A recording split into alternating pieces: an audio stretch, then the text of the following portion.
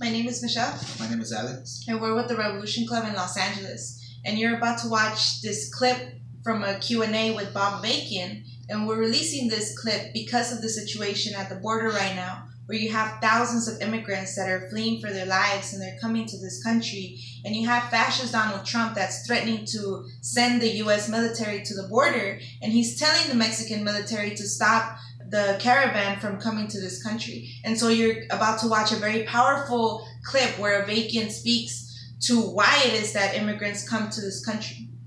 This Q&A took place after a speech that was given by Bob Avakian over the summer. Why we need an actual revolution, how we can really make revolution. That was just launched, and you can find it at revcom.us. If you hate the state of the world right now and the way the world is, and you're agonizing about it, and you want a better world brought into being, then you gotta watch this film and spread it. And this clip you're about to watch is part of a longer answer that was given by Avakian, where he was asked to speak to the negative international situation. Well, I thought you did a good job of presenting the bleak picture in the world. No, I mean the situation in the world is terrible. Okay, let's just be honest. I mean there are a lot of potential things that are, the potential positive things that do exist in the real world, so to speak. But the situation now is very bad. It's an expression of these oppressive societies, all the ones you mentioned, obviously including the U.S., feeling strains, experiencing strains and certain crises, and to go back to the Laura Ingrams and the Tucker Carlsons and the rest of them on the fascists on Fox, there is a real sense in which the world, the world and the countries, as these people have known them, are, being, objectively transformed into a significant degree, torn apart in ways that are, that have brought forward, these fascist forces. I talked, at the beginning in part one about all, these 5 stops and for example, the close interconnection between what's happening with the environment and, the immigrant crisis, which is greater than what's caused by, the environmental crisis. But, it's a massive phenomenon, people on the move, in huge numbers, 65 million people is a tremendous number of people to be immigrants and refugees without a home, basically. And, it is, in certain ways, overwhelming or at least challenging what has been the existing bourgeois and oppressive societies as they've existed up to now in these countries. All that is being greatly played on and greatly exaggerated by these fascist forces. But there's some reality to it. My feeling is, and my answer to all these people who complain about all the immigrants coming, across the border, many of them illegally, like, say, into the U.S., well, okay then, give up everything that every parasitic benefit that you get from everything that's caused these immigrants to do this in the first place, and then after you've done that, then come back and see if you want to complain about the immigrants, because this you can't have it both ways.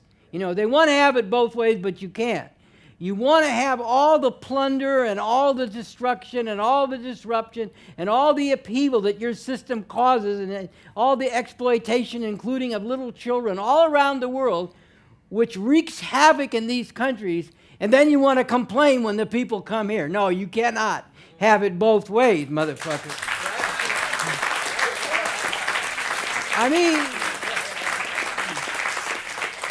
look at the Congo. Many people don't know much about what's happening in the Congo, but they should. In the past couple of decades in the Congo, I think more than 5 million people have died in these internecine, conflicts within the Congo. And you could sit there and say, oh, another shithole country. Look what the people are doing to each other. But just as what's happening in the inner cities among the black and brown people and the youth in particular here, on a much more massive scale, what's happening in a place like the Congo is directly attributable to what the imperialist system has done there over more than 100 years. I mean, I'll get back to more directly to what you were raising, but this is part of the world picture too that's very important. I mean, do you know, for example, how many people know? I sometimes like to pose these questions. You go on a college campus and you ask people who are graduate students and professors, for example, what percentage of people would know the answer to this question? Under the rule of Leopold, King Leopold of Belgium, who ran the Congo at the end of the 19th century and into the next, as a personal preserve, out of the 20 million people or so who lived in the Congo during those times, what percentage were killed under the rule of Leopold? Somewhere between 7 and 10 of the 20 million, almost a half of the population.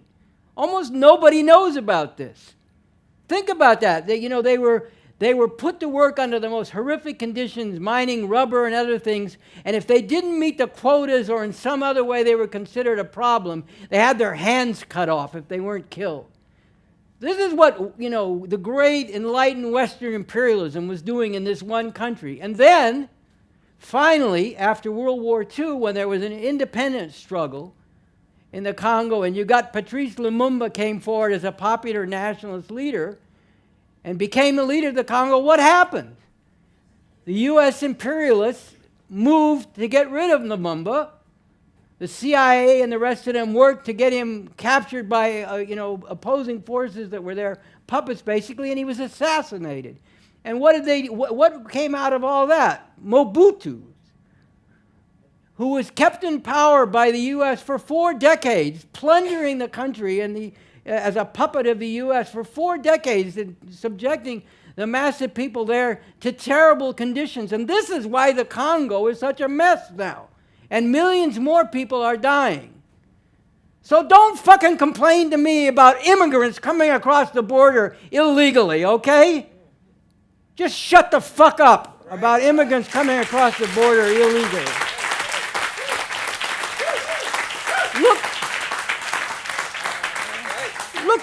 Look what you have done to the people in the world.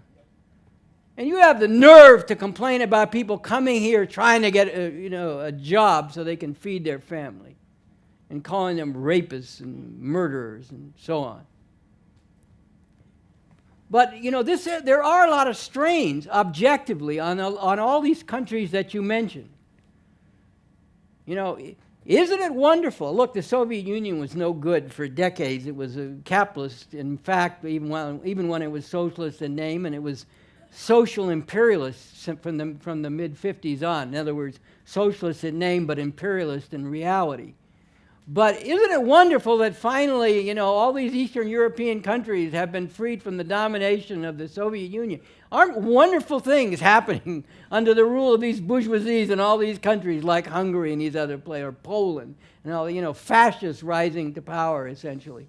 And this is what's happening in response to these great changes that are taking place in the world, including the immigrant crisis, is contributing to this. It's a fascist response to the immigrant crisis, as well as other factors. A revolutionary response would be to absorb massive people coming and make them become part of the positive force transforming the society. But the imperialists can't do that, and the bourgeoisie, the capitalist class, and the capitalist system can't do that.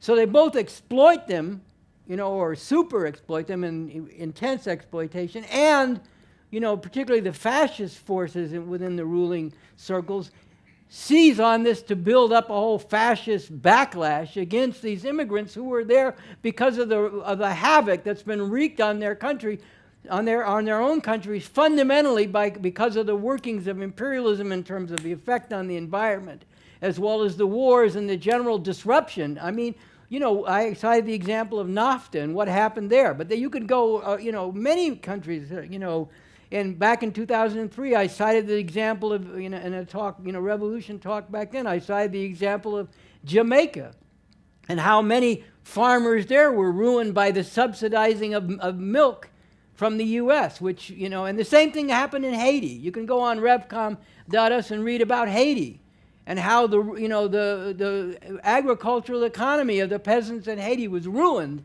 by the penetration and dominance of the U.S. and the particular policies that were created there. You know, so again and again and again, this is, you know, what's causing, you know, both this tremendous upheaval and chaos in the world and in countries throughout the world. And it's also, you know, what is giving rise, or a big factor giving rise to these fascist movements that you're talking about. What you just heard needs to be spread everywhere. Nobody's talking about why it is that the immigrant people are coming into this country the way that Bob Avakian breaks it down. Nobody's talking about how the U.S. fucks over the rest of the world and makes people leave their country, leave their family, and risk their lives to come into this country. And everything that we're hearing is all this bullshit and all this slander from these fascists and these threats coming down from this fascist regime. This is an urgent time, and everybody needs to understand the situation that we're in and how we're actually going to stop this. We need a revolution, and everybody needs to join in making this revolution. Get this film out everywhere. Go watch the whole film. It is the most scientific analysis that we have, and we have a strategy and the leadership to do that. So go and watch this film, join the revolution, go to revcom.us. Why we need an actual revolution and how we can really make revolution.